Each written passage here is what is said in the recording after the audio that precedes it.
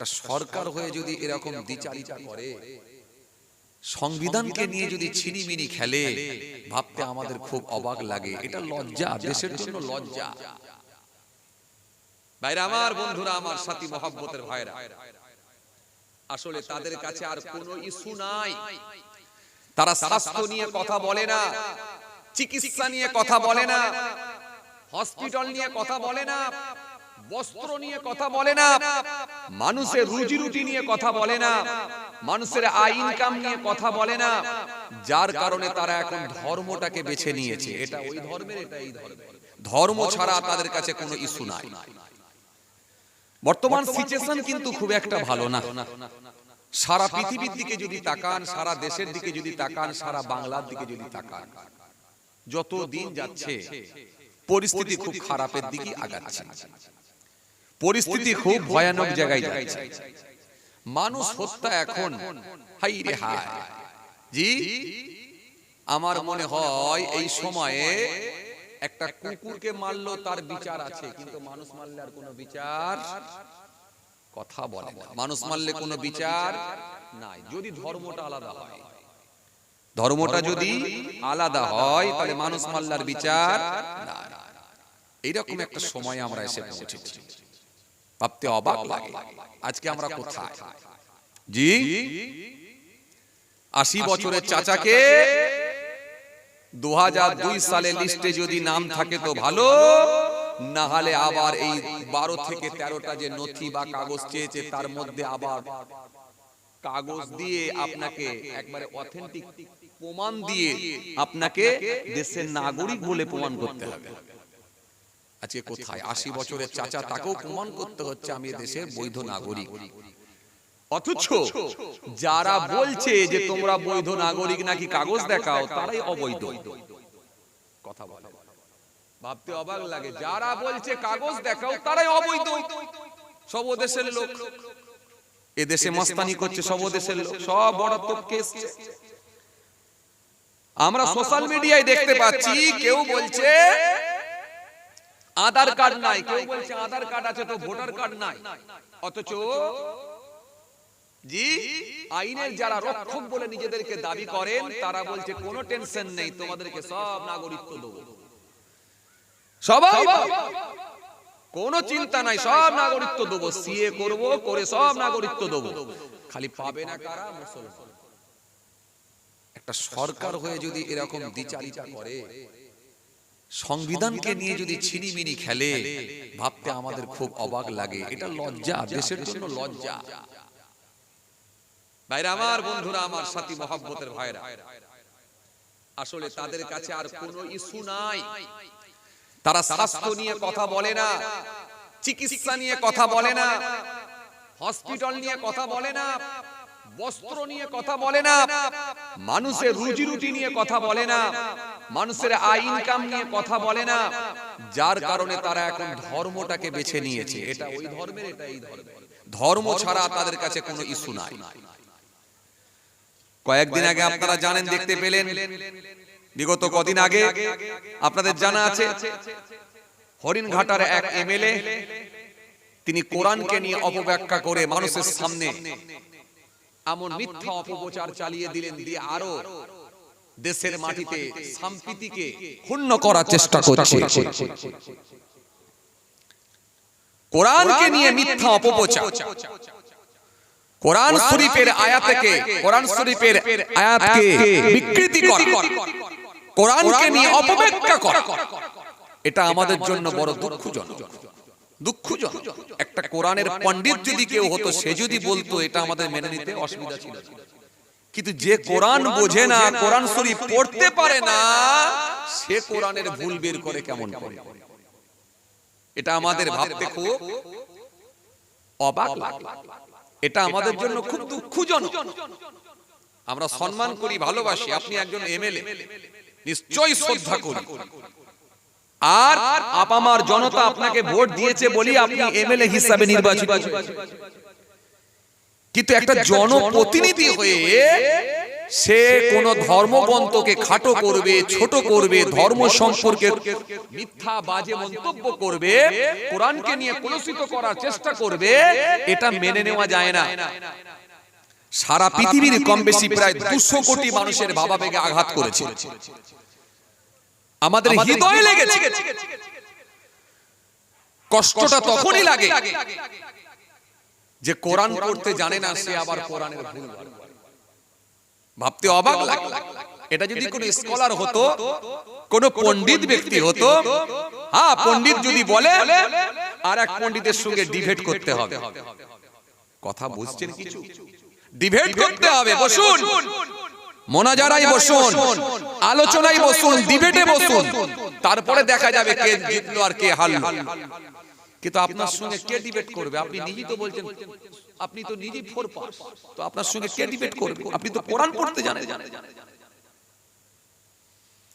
কোরআন শরীফের সূরা তাওবা থেকে কিছুটা অংশ তুলে ধরে, কিছুটা আয়াতের অংশ তুলে ধরে তিনি বুঝাতে চাইছেন যে ইসলাম বলেছে মুশরিকদেরকে হত্যা করো যেখানে পাবে। তাই দীপু দাসকে হত্যা করা হয়েছে বাংলাদেশের জমিনে।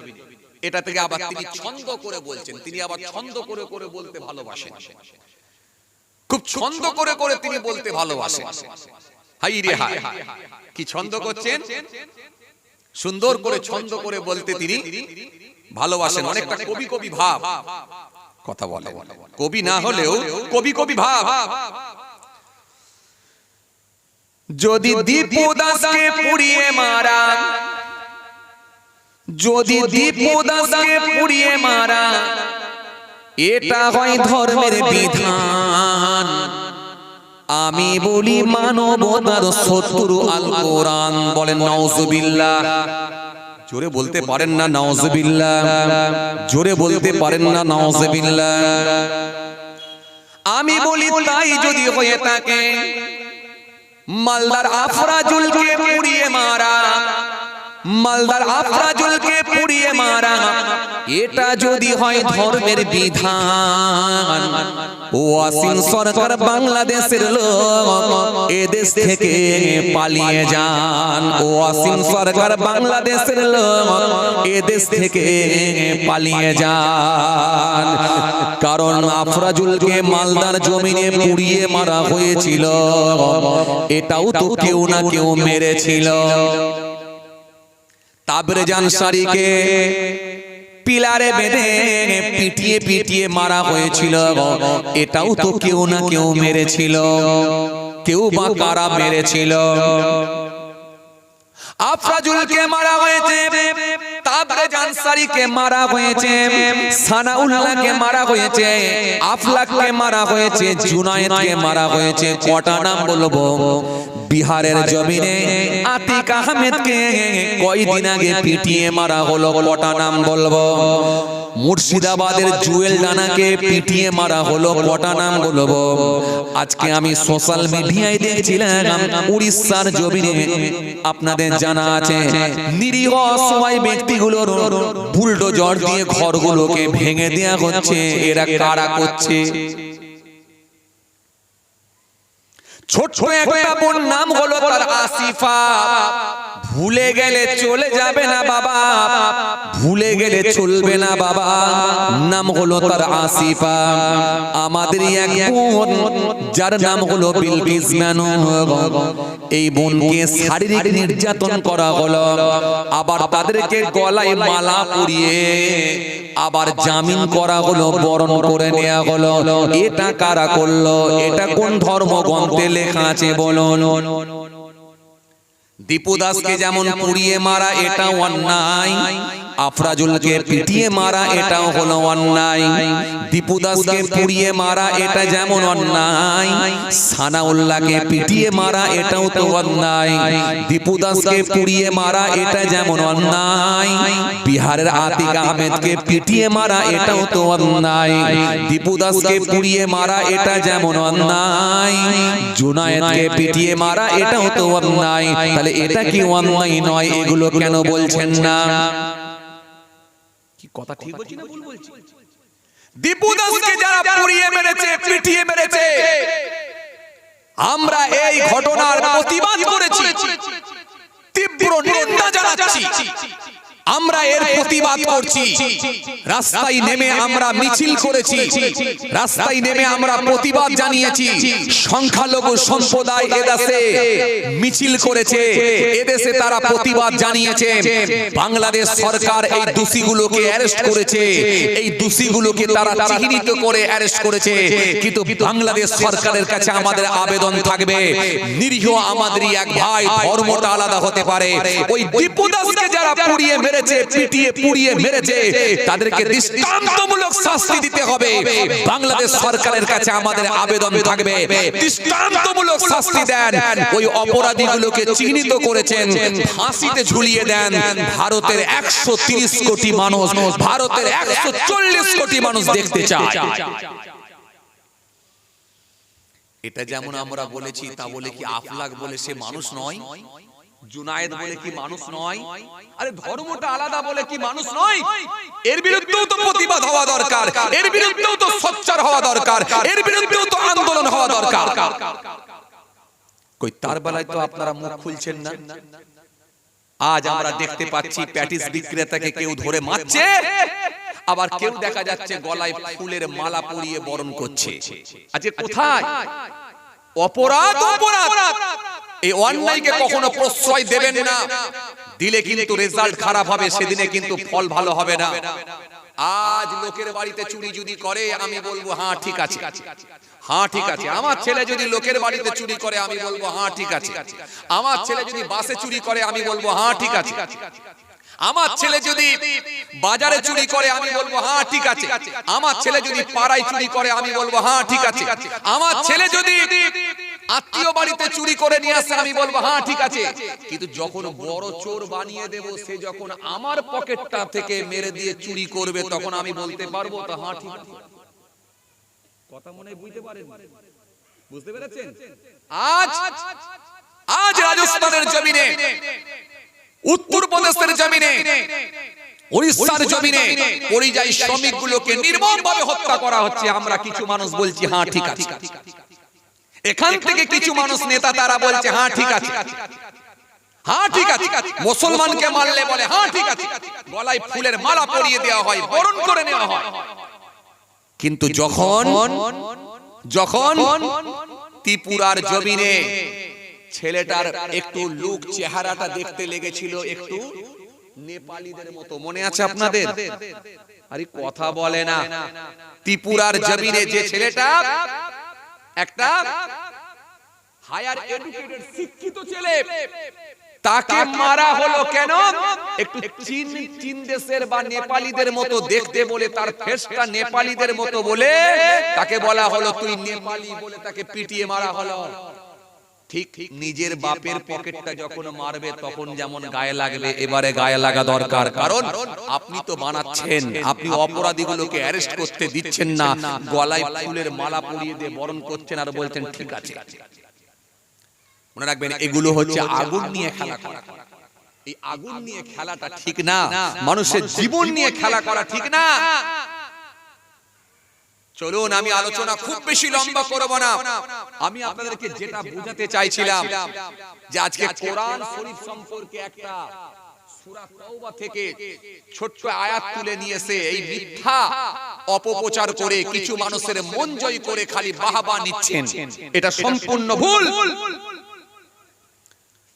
কোরআন শরীফের যে আয়াতগুলোকে আল্লাহ অবতীর্ণ করেছেন, এক একটা প্রেক্ষাপটের উপরে আয়াত এসেছে, সিচুয়েশনের উপরে আয়াত এসেছে। মুসা নবীর জামানার ঘটনাও আল্লাহ কোরআনের মধ্যে দিয়েছেন, তার হাবিবুল্লাহকে আল্লাহ জানিয়েছেন। ইব্রাহিম খলিলুল্লাহর জামানার ঘটনাকে আল্লাহ রাব্বুল আলামিন কোরআনের মধ্যে তার হাবিবুল্লাহকে জানিয়েছেন। আলাম তারা ইলাল্লাযী হাজ্জা ইব্রাহিম ফি রাব্বিহি আন আতাহুল্লাহুল মুলক إذ قال إبراهيم ربي الذي يحيي ويميت قال أنا أحيي وأميت قال إبراهيم فإن الله يأتي بالشمس من المشرق فأت بها من المغرب فبهت الذي كفر والله لا يهدي القوم الظالمين। তাফসীর পড়ে দেখুন, ইব্রাহিম নবীর সঙ্গে নমরুদের যে কথোপকথন হয়েছিল আল্লাহ সেই ঘটনাটাও কোরআনের মধ্যে দিয়েছেন। তাহলে মুসা নবীর জামানার ঘটনা, ইব্রাহিম নবীর জামানার ঘটনা, ঈসা রুহুল্লাহর জামানার ঘটনা, সুলাইমান নবীর জামানার ঘটনা, আল্লাহ এই ঘটনাগুলো কোরআনের মধ্যে দিয়ে তার হাবিবুল্লাহকে আল্লাহ রাব্বুল আলামিন কোরআন শরীফের মধ্যে দিয়ে আল্লাহ এই ঘটনাগুলো জানিয়ে দিয়েছেন। তাহলে কোরআন শরীফে আয়াত এসেছে অতীতের আয়াত, অতীতের কথা বলা আছে, বর্তমান সম্পর্কে 2000-1500 বছর আগে সেই প্রেক্ষাপটের উপরেও আল্লাহ আয়াত দিয়েছিলেন, সেটা বর্তমান সম্পর্কে আয়াত দিয়েছেন, এবং ভবিষ্যৎ সম্পর্কে আগামীতে কি হবে কি ঘটবে সেই সম্পর্কে আল্লাহ আয়াত দিয়েছেন। তাহলে এই কোরআন শরীফের মানে বুঝতে হলে এই কোরআন শরীফকে আপনাকে পড়ে মানুষের সামনে বার্তা দিতে হলে অন্তত ন্যূনতম জ্ঞান থাকতে হবে। কথা বলে না, কিছু কথা বুঝতে পারছেন? অন্তত সামান্য হলেও জ্ঞান থাকতে হবে আপনার, না হলে আপনি মানুষকে বোঝাতে পারবেন না। কোরআন শরীফে যে আয়াতটা সূরা তাওবা থেকে আপনি তুলে ধরেছেন কিছুটা অংশ, যেখানে বলা আছে তোমরা মুশরিকদেরকে বন্দী করো, তবে হারাম মাসে তাদের উপরে কোনো অত্যাচার করবে না। তোমরা মুশরিকদেরকে বন্দী করে রাখো, তাদেরকে দ্বীনের দাওয়াত দাও, তাদেরকে দ্বীনের দাওয়াত দাও, তারা যদি দ্বীন গ্রহণ করে কবুল করে নেয় তাহলে তাদেরকে ছেড়ে দাও, আর যদি তারা না করে তাহলে তাদেরকে হত্যা করো। এটা ওই সময়ের ওই প্রেক্ষাপট নিয়ে এই আয়াত এসেছিল। কেন? কুফফারদের সঙ্গে ঈমানদারদের একটা চুক্তি হয়েছিল, ওই চুক্তি সন্ধি হয়েছিল, চুক্তি ভঙ্গকারীদের জন্য এই আইনটা আল্লাহ বলে দিয়েছিলেন, এটা চুক্তি ভঙ্গকারীদের জন্য। তবে হারাম মাসে যেন তাদেরকে মারো না। কেন? পবিত্র মাস, 4টে মাস হলো পবিত্র মাস। হারাম মাস কোনগুলো? মুহররম মাস, জিলকদ মাস, জিলহজ মাস, আর কথা বলেন আর রজব মাস। কুফফাররা জানতো এই 4টে মাসে আমরা যা খুশি করি না কেন মুসলমানরা আমাদের উপরে চড়াও হবে না, কারণ এই হারাম মাসে আল্লাহর তরফ থেকে যুদ্ধ করাটাও নিষিদ্ধ ছিল। কথা বলে না, মুহররমে ওয়াজ শোনেননি আপনারা? কথা বলছেন না কেন? তাহলে এই যে আয়াত, এটা সেই সময়ে সেই প্রেক্ষাপটের উপরে আয়াত এসেছিল। এই আয়াতটা সমগ্র বিশ্বের মুশরিকদের জন্য নয়, সমগ্র বিশ্বের মুশরিকদের জন্য যদি হতো, দুবাই একটা মুসলিম কান্ট্রি, মুসলিম দেশ, সেখানে অমুসলিম ভাইরাও কাজে কামের জন্য তারা কর্মক্ষেত্রে দুবাইতেও আছে, তাহলে দুবাই তো সেখানে তাদেরকে সব মেরে ফিনিশ করে দেওয়া হতো। কথা বলে না, কিছু বুঝতে পারছেন কথা? কম বেশি প্রায় 57টা মুসলিম কান্ট্রি আছে, তাহলে এই 57টা মুসলিম দেশেতে একটা অমুসলিম থাকতো না। যদি এই আয়াতটা তারা মান্যতা দিত, সব ফিনিশ করে দিত, কিন্তু না, এটা সমগ্র বিশ্বের মুশরিকদের জন্য নয়, এটা ওই সময় ওই প্রেক্ষাপটের উপরে এই আয়াতটা অবতীর্ণ হয়েছিল। কেন? সেটা যুদ্ধ হচ্ছিল। আপনি যদি আমাকে মারতে আসেন, আমি তাহলে কি হাত পা গুড়িয়ে বসে থাকবো? একটা কুকুর যদি আমাকে কামড়াতে আসে, আমি তো তাকে লাঠি দিয়ে আঘাত করবো কি করবো না? তাহলে আমিও মারবো, মেরে তাকে তাড়াবার চেষ্টা করব। তাহলে আমাকে যে কামড়াবে আমিও তাকে মারবো, আমিও তাকে কামড়াবো। তাহলে এটা ছিল যুদ্ধ। কথা বলে, শুনতে পাচ্ছেন কথা? কেন? এই ভারতবর্ষের জমিনে কম বেশি প্রায় 700 বছর রাজত্ব করেছিল মুসলমানরা। যদি এই আয়াতটা সত্যি যদি মেনে নেওয়া হতো, মান্যতা দেওয়া হতো, তাহলে একটাও মুশরিক থাকতো? কথা বলে না, থাকতো না। কিন্তু এই আয়াত মুশরিকদের বিরুদ্ধে নয়, এটা ওই সময়ে ওই প্রেক্ষাপটের উপরে যাদের সঙ্গে যুদ্ধ সংগঠিত হয়েছিল, এই যুদ্ধক্ষেত্রের জন্য ওই আয়াতটা, ওই আইনটা প্রযোজ্য ছিল। কথা কিছু বুঝতে পারছেন? এই জন্য আপনাকে ফার্স্ট বুঝে নিতে হবে যে কোন প্রেক্ষাপটের উপরে কোন আয়াতটা এসেছে। যেমন আপনাকে একটু ভালো করে ক্লিয়ারলি বোঝাতে পারবো ইনশাআল্লাহ। যেমন মদ, খুব ভালো করে শুনুন, শরাব, মদ। আচ্ছা, মদ খাওয়াটা হারাম না হালাল? কথা বলেন না, জোরে বলেন, হারাম না হালাল?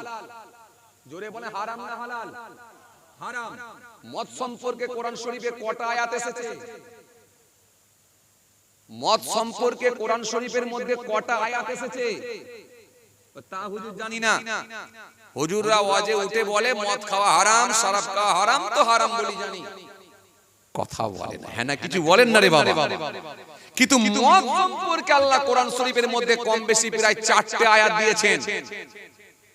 4টে আয়াত দিয়ে আল্লাহ শেষে হারাম করেছেন, প্রথমে এক চান্সে কিন্তু হারাম করেননি। খুব ভালো করে বুঝবেন। প্রথমে একটা আয়াত এসেছে, তারপরে আয়াত, তারপরে আয়াত, তারপরে আয়াত। তাহলে আল্লাহ 4টে আয়াত কেন দিলেন? আল্লাহ তো একটা আয়াত দিয়ে বলতে পারতেন যে মদ খাওয়াটা হারাম, কথা বলে মদ খাওয়াটা হারাম, ক্লিয়ার হয়ে যেত। কিন্তু আল্লাহ 4টে আয়াত দিলেন কেন? 4টে আয়াত দেওয়ার কারণ আল্লাহ এটাকে প্রথমে এক চান্সে হারাম করলেন না, বরং এটাকে ধাপে ধাপে ধাপে ধাপে আল্লাহ হারাম করে দিলেন। কথা কিছু বুঝতে পারছেন? আসেন, প্রথম আয়াত আল্লাহ কোনটা দিয়েছিলেন? প্রথম আয়াত আল্লাহ দিয়েছেন কোরআন শরীফ থেকে। আল্লাহ আয়াত দিলেন, কি বললেন? সুন্দর করে আমার আল্লাহ কোরআনের মধ্যে জানালেন, ইয়াসআলুনাকা আনিল খামরি ওয়াল মাইসির কুল ফীমা ইসমুন কাবীর ওয়া মানাফিউ লিন-নাস ওয়া ইসমুহুমা আকবারু মিন নাফইহিমা। এই আয়াতটা কখন নাজিল হয়েছিল, অবতীর্ণ হয়েছিল? খুব ভালো করে বুঝবেন। এই আয়াতটা নাজিল হয়েছিল, অবতীর্ণ হয়েছিল আল্লাহ রাসূল সাল্লাল্লাহু আলাইহি ওয়াসাল্লাম যখন হিজরত করে মদিনা শরীফে গিয়েছিলেন। মদিনায় হিজরত করে যাওয়ার পরে মদিনায় আল্লাহ নবী গিয়ে দেখতে পেলেন ব্যাপকভাবে মানুষ মদের সঙ্গে যুক্ত হয়ে গেছে, ব্যাপকভাবে মানুষ মদ পান করছে, ব্যাপকভাবে মানুষ মদ পান করছে, ব্যাপক হারে একেবারে মদ খাওয়া চলছে, ব্যাপক হারে মদ খাওয়া চলছে। রাসূলুল্লাহ সাল্লাল্লাহু আলাইহি ওয়াসাল্লাম কাছে যেহেতু আয়াত আসেনি তাই তিনি কিছু বলতে পারেননি। কেন? নবী একটা কথাও কিন্তু নিজে ইচ্ছাই বলতেন না, যেটা আল্লাহ বলাতেন, যেটা আল্লাহ বলতে নির্দেশ করতেন সেটাই আমার রাসূলুল্লাহ জবাব দিতেন। চুরি বলবেন না, একটু মহব্বতে হয় না? কোরআন শরীফের মধ্যে আল্লাহ অন্য জায়গায় আয়াত দিলেন, মা আতাকুম রাসূল ফাখুযুহু ওয়া মা নাহাকুম আনহু ফান্তাহু। এই পৃথিবীর মানুষ, আমার রাসূল তোমাদেরকে যা আদেশ করেন স্বতঃস্ফূর্তভাবে গ্রহণ করো, নবী যেগুলো তোমাদের বারণ করেন সেগুলো থেকে বিরত থাকো।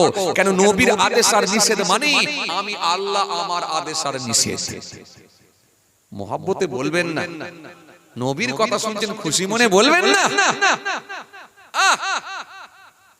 তো নবী নিজে ইচ্ছাই কোনো কথা বলতেন না, যেটা আল্লাহ বলার নির্দেশ দিতেন সেটাই আমার রাসূলুল্লাহ মানুষের সামনে বলতেন। তো আল্লাহ রাসূল যখন দেখলেন মদিনায় যাওয়ার পরে মদিনার মানুষগুলো ব্যাপকভাবে যখন মদের সঙ্গে তারা যুক্ত হয়েছে, দুইজন সাহাবী আল্লাহ রাসূল সাল্লাল্লাহু আলাইহি ওয়াসাল্লামের কাছে এসে হাজির হলেন। সাহাবীদের ভেতরে একজন সাহাবীর নাম হলো হযরত মুআয ইবনে জাবাল রাদিয়াল্লাহু তাআলা আনহু।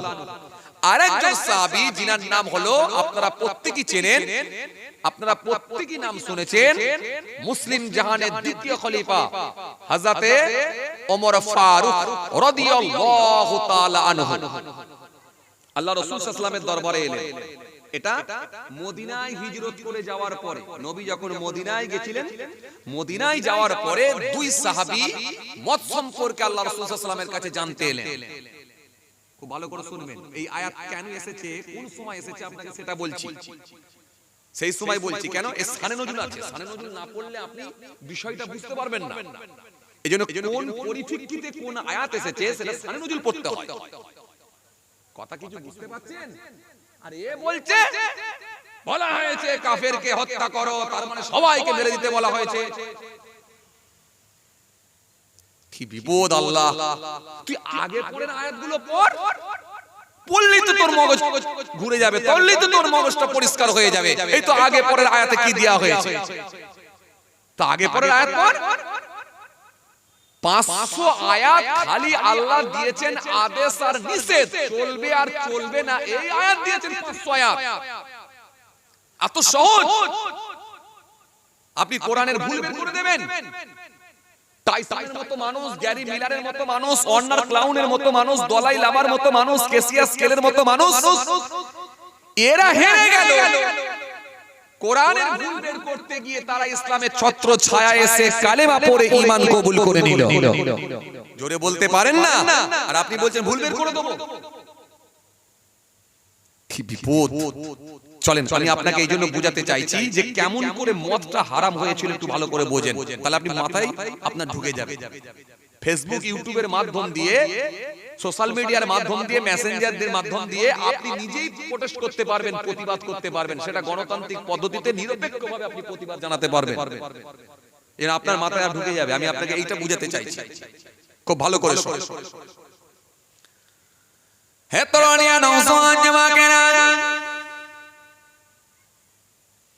হে আমার মুরব্বিরা, বাবার আশ্রয়কে দিয়ে আল্লাহ নবী যখন মক্কা শরীফ থেকে মদিনা শরীফে গিয়েছিলেন, মদিনা শরীফে যাওয়ার পরে আমার রাসূলুল্লাহ দেখতে পেলেন মদিনার মানুষগুলো ব্যাপক হারে তারা মদ পান করছে। এত বেশি বেশি মদ খায়, মদিনার মানুষগুলো সেন্স হারিয়ে ফেলে। সাহাবীদের ভেতর থেকে দুইজন সাহাবী এসে হাজির হয়ে গেলেন। একজনের নাম হলো হযরত মুআয ইবনে জাবাল রাদিয়াল্লাহু তাআলা আনহু, আর একজনের নাম হলো মুসলিম জাহানের দ্বিতীয় খলিফা খলিফাতুল মুসলিমিন হযরত ওমর ফারুক রাদিয়াল্লাহু তাআলা আনহু। দুই সাহাবী যখন এসে হাজির হয়ে গেলেন, সাহাবীরা আল্লাহর রাসূলের সামনে গিয়ে বললেন, আসসালামু আলাইকুম ইয়া রাসূলুল্লাহ, ইয়া হাবিবাল্লাহ, হুজুর বিয়াদবি দেবেন না হুজুর, মদ সম্পর্কে একটু আমাদের বলুন। মদ আর জুয়া সম্পর্কে একটু আপনি আমাদের বলেন। কেন যে মদ খেলে মানুষের সেন্স হারিয়ে যায়, যে মদ জুয়ার মাধ্যম দিয়ে মানুষ ধ্বংসের দিকে এগিয়ে যায়, যে মদ আর জুয়ার মাধ্যম দিয়ে মানুষের অর্থ নষ্ট হয়ে যায়, ধন সম্পদ বিলুপ্ত হয়ে যায়। ও আল্লাহ নবী, সে মদ আর জুয়া সম্পর্কে একটু বলেন হুজুর, এটা জায়েজ না না জায়েজ একটু আমাদের জানান।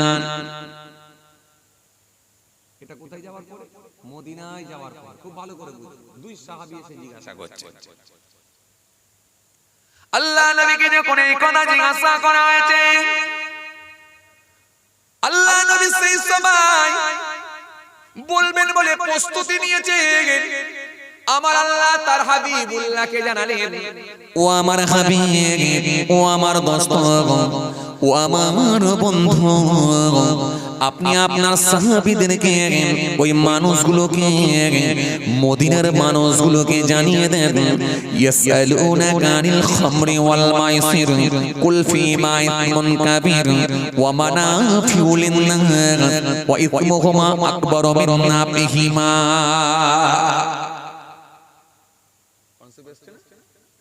বলেন, আয় আমার হাবিব, আপনি ওদেরকে বলে দেন, জানিয়ে দেন, মদ সম্পর্কে আপনাকে জিজ্ঞাসা করছে, জুয়া সম্পর্কে আপনাকে জিজ্ঞাসা করা হয়েছে, আপনি তাদেরকে জানিয়ে দেন এটা উপকারের থেকে অপকারটাই বেশি, উপকারের থেকে ক্ষতিটাই বেশি, আর এটা হলো পাপের কাজ। না খাওয়াটা না পান করাটাই হলো ভালো।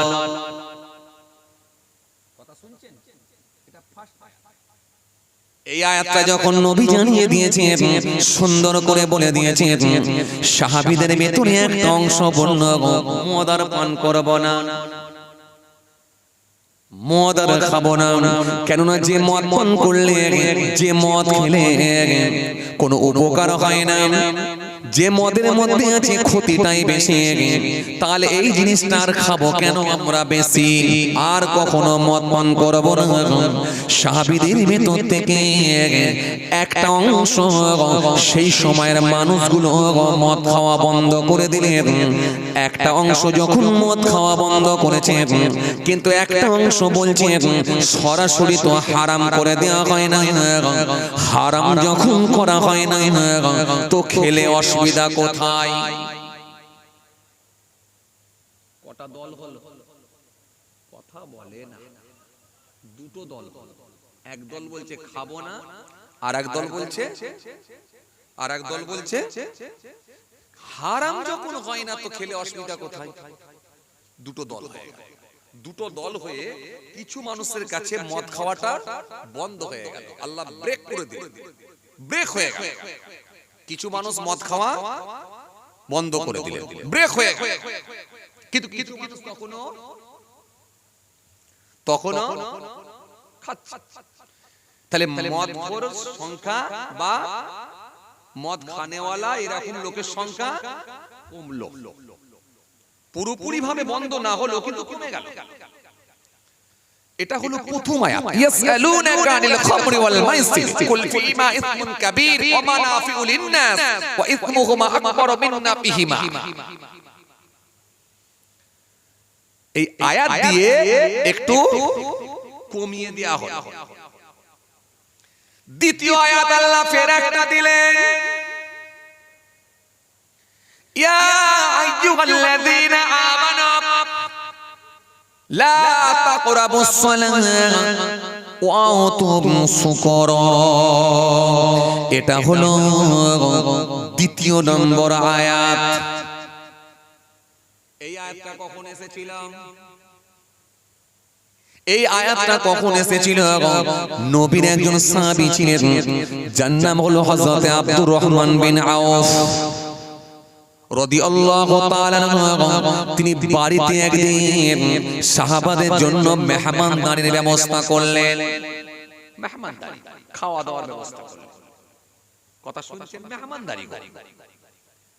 যেমন আজকে আমার এই কমিটির ভাইরা মেহমানদারির ব্যবস্থা করেছে, খাওয়া দাওয়ার ব্যবস্থা করেছে। তবে মেহমানদারি হয় দুই রকম ভাবে, একটা হলো আম ভাবে আর একটা হলো খাস ভাবে। আজকের দাওয়াতি মেহমান আপনারা এসেছেন আম ভাবে, কিন্তু যদি আপনার বাড়িতে আপনার মেয়ের বিয়ে হয় তখন পাড়ায় দাওয়াত দেওয়া হয় খাস ভাবে। পাড়ায় দাওয়াত দেওয়া হয় খাস ভাবে। বাড়িতে বাড়িতে গিয়ে বলা হয় না, এই বাড়িতে বাড়িতে গিয়ে দাওয়াত দেওয়া হয় না, বাড়িতে বাড়িতে গিয়ে দাওয়াত দেওয়া হয়। বাড়িতে গিয়ে দাওয়াত, চাচা কি হয়েছে? আমার মেয়ের বিয়ে জানুয়ারি মাসের 1 তারিখে রাতে আমার কি বলে ক্ষীর খাওয়ানো হবে, 2 তারিখে বিয়ে হবে আর 3 তারিখে ওলিমা হবে। চাচা তোমার দাওয়াত রইল, স্পেশাল দাওয়াত। আবার দেখা যাচ্ছে পাড়ায় আরেকটা অন্য চাচাকে গিয়ে ওই একই ভাবে দাওয়াত। এখন আসরের নামাজ পড়ে দুই চাচা যখন একসঙ্গে দেখা হয়ে গেছে, তখন এক চাচা আর এক চাচাকে বলছে, ওগো ভাই অমুকের মেয়ের বিয়ে হচ্ছে গো, দাওয়াত দিয়েছে নাকি? বলে হ্যাঁ দাওয়াত দিয়েছে। বলে কজনকে বলেছে? বলে তা তো বলতে পারবো না, আমাকে তো এসে বললো জানুয়ারির 1 তারিখে রবিবার দিনে ওলিমা হবে, সোমবারে বিয়ে হবে আর মঙ্গলবারে এই রবিবার দিনে কি বলে ক্ষীর খাওয়ানো হবে, সোমবারে বিয়ে হবে আর মঙ্গলবারে ওলিমা হবে। 3 দিন দাওয়াত। এই 3 দিন বলেছে। এখন আমাকে তো আর কিছু বললো না। বলে দেখেছো খালি, আমাকেও তো তোমার মতই সেম দাওয়াত দিয়েছে, সেম দাওয়াত। তার মানে মনে হয় আর পরিবারের অন্য কাউকে নয়, শুধু আমাকে একা কেউ দিয়েছে, তোমাকে একা কেউ দিয়েছে। তখন এক চাচা একটু আফসোস করে বলছে, ও আমার নাতিটা সবসময় আমার সঙ্গে ঘোরে গো, একটু নাতিটাকে দাওয়াতটা দিল নি। তাহলে দুজন মিলে যেতে একটু মনটা খারাপ হয়ে গেল। কেন? স্পেশাল দাওয়াত দিয়েছে মানে, আর দুজনের একজনের বেশি যাওয়া ঠিকও নয়। আবার অনেকে দেখবেন আবার কার্ড দিয়ে দাওয়াত দেয়, কার্ড দিয়ে চিঠি করে খাম করে ওপরে সুন্দর করে জনাব মোহতারাম অমুক সাহেব বলে লিখে দেয়। সে বলে এত তোয়াজ করে যখন চিঠি দিয়ে খাম দিয়ে নাম লিখে তোয়াজ করে দিয়েছে, একটা শাড়ি না নিয়ে গেলে মানায়? কথা বলে না। একটা শাড়ি নিয়ে চলে যাকে জায়গার কি করা যাবে।